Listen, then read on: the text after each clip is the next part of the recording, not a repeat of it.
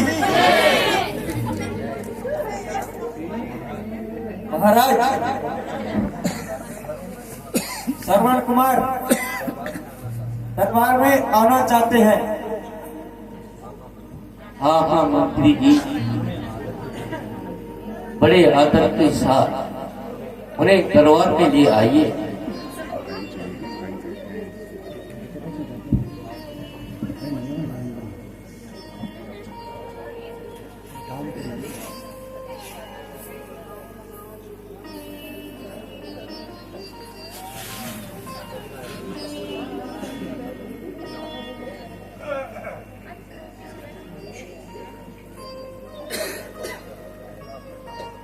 पहला प्रणाम करता हूं जननी जन्म भूमि,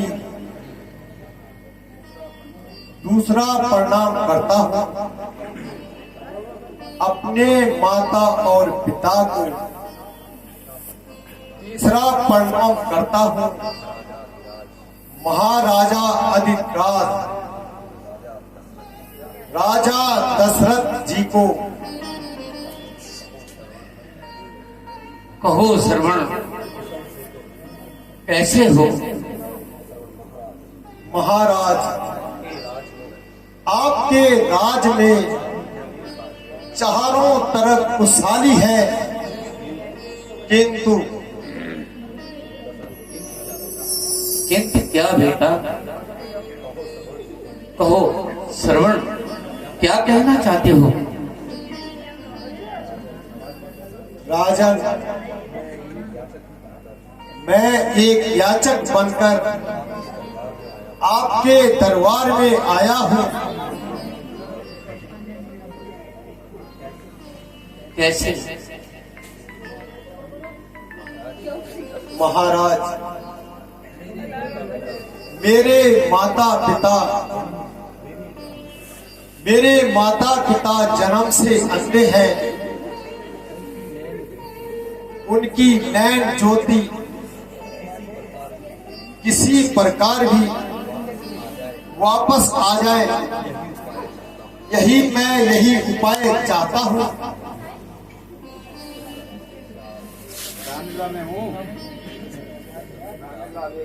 क्या तुम्हें पता है बेटा कि तुम्हारे माता पिता अंधे क्यों हैं?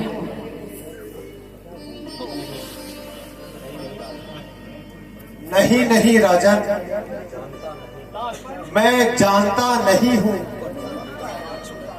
लेकिन जानने का इच्छुक हूं महाराज।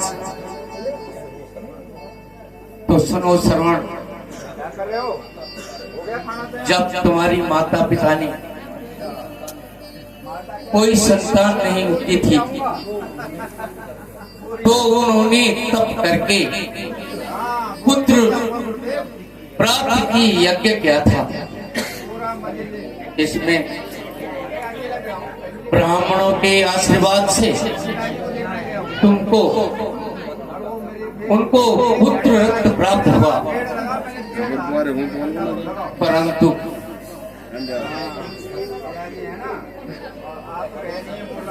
वह एक शर्त थी कि आपके जन्म लेते ही वे अंधे हो गए।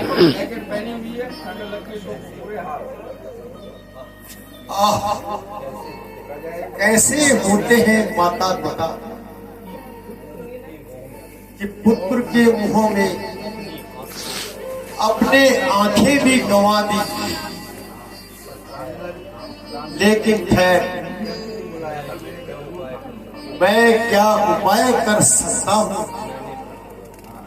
मैंने ब्राह्मणों से ही तथा गुरु वशिष्ठ जी से पूछा था, तो उन्होंने कहा मुझे कि तुम अपने माताजी और पिताजी को तुम चारों धाम की यात्रा कराओ, तो उनकी नैन ज्योति लौट आएगी। इसलिए मैं आपसे आज्ञा चाहता हूँ महाराज। हाँ हाँ श्रवण, कहो तुम्हें जिस चीज की आवश्यकता हो निसंकोच होकर कह सकते हो। हाथी, घोड़े, पालकी, जिस चीज की भी आवश्यकता हो तुम निसंकोच होकर कह सकते हो। नहीं नहीं राजन,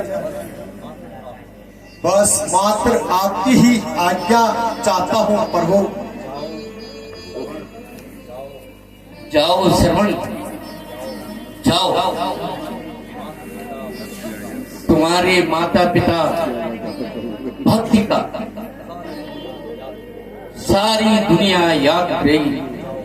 जाओ पुत्र, तुम अपने कार्य में सफल हो। जो आज्ञा महाराज, मैं अब चलता हूँ।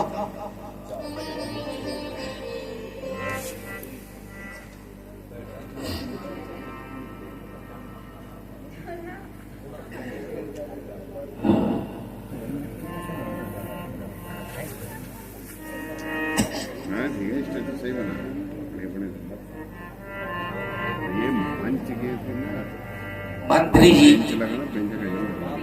देखना मैं आपसे एक बात कहना भूल गया। कहिए महाराज, क्या बात है? मंत्री जी, कल रात को मुझे एक अजीब स्वप्न हुआ जो मेरे लिए शंका सा पैदा कर गया है और मुझे समझ नहीं आ रहा कि ये कैसा स्वप्न था।